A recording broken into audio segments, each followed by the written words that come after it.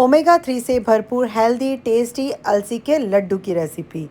Omega 3 जो होता है ना, वो हमारा शरीर नहीं बनाता है। तो हमें क्या है ना, उसको बनाने के लिए बाहर के जो भी रिसोर्सेज है ना, उनका यूज़ करना पड़ता है। तो मैं टीना आज अपने किचन में आपके साथ शेयर कर रही हूँ हेल्दी टेस्टी ओमेगा 3 से भरपूर अलसी के लड्डू की रेसिपी। अलसी हमारे बालों के लिए, हमारी स्किन के लिए बहुत हेल्दी होती है। और साथ में हम खूब सारे और भी ड्राई फ्रूट्स इसमें यूज़ कर रहे हैं, जो हमारी बॉडी के लिए बहुत ज़्यादा फ़ायदेमंद होते हैं। सर्दियों के दिनों में आप ये लड्डू बना के रख लें और फिर रोज़ का एक लड्डू खाएं। आपकी बॉडी में बहुत चेंजेस आ जाएंगे, आपके बाल अच्छे हो जाएंगे, आपकी स्किन बहुत ज़्यादा ग्लो करने लग जाएगी और साथ में आप अंदर से बहुत ज़्यादा एनर्जी से भरपूर हो जाएंगे। तो चलो बनाना शुरू करते हैं। अलसी के लड्डू बनाने के लिए सबसे पहले हम कुछ ड्राई फ्रूट्स को फ्राई करके रख लेंगे। तो यहाँ पे हमने लिया है 1/4 कप जो कद्दू के बीज होते हैं, वो इनको हम थोड़ा सा फ्राई कर लेंगे। जब इनका कलर चेंज हो जाएगा तो इनको हम कढ़ाई से बाहर निकाल लेंगे और इन्हें ठंडा होने के लिए रख देंगे। अब हम यहाँ पे लेंगे 1 कप कद्दूकस किया हुआ नारियल। यहाँ पे हमने सूखा नारियल लिया है, उसको एकदम अच्छे से कद्दूकस कर लिया है। इसको भी हम कढ़ाई में डाल के बिना घी के हमें इन्हें फ्राई करना है और इन्हें हम थोड़ा सा फ्राई कर लेंगे। बस अब इसका भी थोड़ा सा कलर चेंज हो गया और खुशबू अच्छी सी आने लग गई है। तो इसको भी जिसमें हमने कद्दू के बीज निकाले थे ना, उसी प्लेट में निकाल लेंगे। अब हमने फिर से कढ़ाई चढ़ा दी और कढ़ाई में हम डाल देंगे 2 बड़े चम्मच घी। जो हम सब्जी छौंकने वाले बड़े वाले चम्मच होते हैं ना, वो 2 भर के ले लेंगे। और अब इस घी में हम फ्राई करेंगे गोंद को। तो गोंद को फ्राई करने के लिए हमें क्या है ना, थोड़ा ये जो घी है ना, ज़्यादा गर्म चाहिए। तो यहाँ पे हमने 1/4 कप के करीब गोंद लिया है। इसको हम 2 बारी में फ्राई कर लेंगे। तेज़ गर्म घी होता है ना, तो गोंद एकदम अच्छे से फ्राई हो जाता है, एकदम फूल जाता है और उसमें जो कच्चे दाने हैं ना, वो नहीं रहते हैं, तो दांतों में चिपकता भी नहीं है। बस यहाँ पे गोंद एकदम अच्छे से फ्राई हो गया, तो इसको भी एक अलग प्लेट में निकाल लेंगे। ऐसे करके हम जो आधा हमने अभी फ्राई किया, आधा हम इसके बाद में फ्राई कर लेंगे। बस अब जो बचा हुआ घी है ना, उसमें हम ऐड कर देंगे आधा कप बादाम, आधा कप काजू और साथ ही में डाल देंगे आधा कप अखरोट और साथ ही में डाल देंगे 1/4 कप के करीब पिस्ता। इन सबको भी घी में हम अच्छे से फ्राई कर लेंगे जब तक इनमें से अच्छी खुशबू आने लग जाए और इनका कलर चेंज हो जाए। बस यहाँ पे सारे ड्राई फ्रूट्स फ्राई हो गए, तो इनको हम एक अलग प्लेट में निकाल लेंगे। घी को हमें झाड़ते हुए निकालना है, घी एकदम साथ में नहीं डालना है। यहाँ पे घी एकदम जल गया है, काला काला सा हो गया, तो इसको हम निकाल लेंगे और कढ़ाई को साफ़ कर लेंगे। अब इसमें डालेंगे 2 से ढाई टेबल स्पून के करीब जो खसखस होती है ना, वो खसखस हमारे लिए बहुत हेल्दी होती है। इससे सर दर्द की और प्रॉब्लम नहीं होती है। इनको थोड़ा सा फ्राई करने के बाद इसमें डाल देंगे हम 1/4 कप के करीब किशमिश। किशमिश को भी इसी के साथ फ्राई कर लेंगे। अब ये भी फ्राई हो गए, तो इनको जिसमें हमने कद्दू के बीज और नारियल का बुरादा निकाला था ना, उसी प्लेट में निकाल लेंगे। अब यहाँ पे हम लेंगे लड्डू का जो मेन पार्ट है ना, अलसी। अलसी को हम 3/4 कप के करीब लेंगे और इनको भी बिना घी के कढ़ाई में डाल के अच्छे से फ्राई कर लेंगे। इसमें तड़ तड़ की आवाज़ आने लग जाएगी ना, तब तक हमें फ्राई करना है। देखो, सुनने में आवाज़ भी आ रही है। अब ये भी फ्राई हो गए, तो इसको भी हम किसी प्लेट में निकाल लेंगे।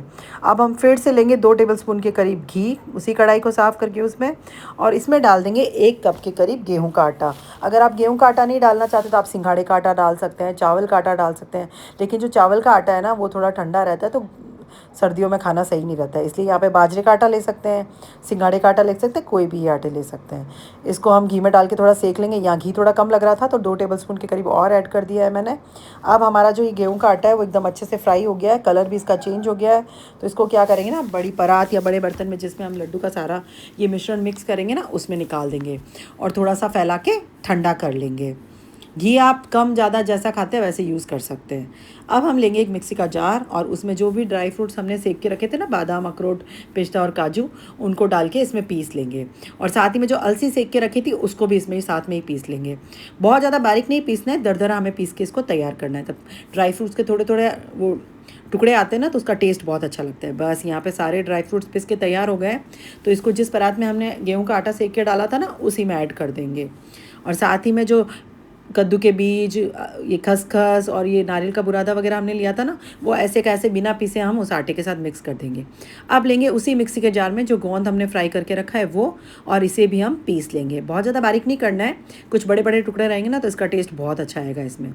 अब हमने फिर से कढ़ाई को क्लीन करके ले लिया और उसमें ऐड कर देंगे जो घी हमने साइड में निकाला था, 1 टेबलस्पून के करीब वो घी ले लेंगे ताकि उसका भी यूज़ आ जाए। और अब यहाँ पर हम लेंगे 1 कप गुड़ को क्रश करके, और साथ ही में डाल देंगे 1/4 कप के करीब पानी इसमें। अब इसे जब तक पकाना है जब तक ये सारा का सारा गुड़ है ना वो पिघल नहीं जाए। इसकी कोई तार की चाशनी हमें नहीं बनानी है, बस गुड़ पिघलने तक हम इसे पका लेना है। बस यहाँ पे गुड़ पिघल गया है तो यहाँ पे हमने फिर से वो जो सारा का सारा मिश्रण हमने परात में डाला था वो लेंगे, उसमें ऐड करेंगे 1 टेबलस्पून के करीब इलायची पाउडर और जायफल का पाउडर, और साथ ही में ऐड कर देंगे 7 से 8 काली मिर्ची को कूट के। अब इन सबको एकदम अच्छे से मिक्स कर लेंगे हाथों से मसलते हुए, ताकि कहीं कोई अगर डली वगैरह रह गई है तो वो मिक्स हो जाएगी, चाहे आटे की हो चाहे गोंद की हो, वो सब एकदम अच्छे से मिक्स हो जाएंगे। और कोई ड्राई फ्रूट्स अगर बहुत बड़ा रह गया तो उसको भी फिर से टुकड़े करके डाल देंगे। अब हम लेंगे एक छलनी और छलनी से गुड़ का जो हमने चाशनी तैयार की है ना वो इसमें ऐड कर देंगे। छलनी से क्या है ना, कोई कचरा या कोई गुड़ का बड़ा टुकड़ा रह गया है तो वो हट जाएगा।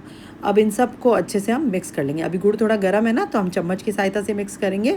बस यहाँ पे सारा मिश्रण गुड़ के साथ मिक्स हो गया है तो हाथों पे थोड़ा सा घी लगा लेंगे और इसके लड्डू बना के हम तैयार कर लेंगे। घी लगाने से क्या होगा ना कि ये मिश्रण हमारे हाथों में चिपकेगा नहीं। छोटे बड़े जैसे लड्डू आप चाहें ना वो साइज़ के आप बना के तैयार कर सकते हैं। बट छोटा लड्डू जब बनाते हैं ना तो हम इसको आसानी से खा भी सकते हैं, बहुत ज़्यादा एक बार में हमसे खाया भी नहीं जाता है। बहुत ही हेल्दी ये लड्डू बनके तैयार होते हैं। सर्दियों में आप ये लड्डू बना के ज़रूर ट्राई कीजिएगा, ये आपकी हेल्थ के लिए बहुत ही अच्छे होंगे। अलसी वैसे भी बहुत ज़्यादा हेल्दी होती है तो ये अलसी के लड्डू आप ज़रूर बनाएं अपने घर में और अपने परिवार वालों को खिलाएं। मैं एक लड्डू आपको तोड़ के दिखाती हूँ, कितना सॉफ्ट ये लड्डू बनके तैयार हुआ और एकदम ड्राई फ्रूट से भरा हुआ एकदम हेल्दी लड्डू है ये। आप ये बना के ज़रूर ट्राई कीजिएगा। मेरे चैनल को लाइक शेयर और सब्सक्राइब करें। Thank you so much for watching. Bye bye, take care.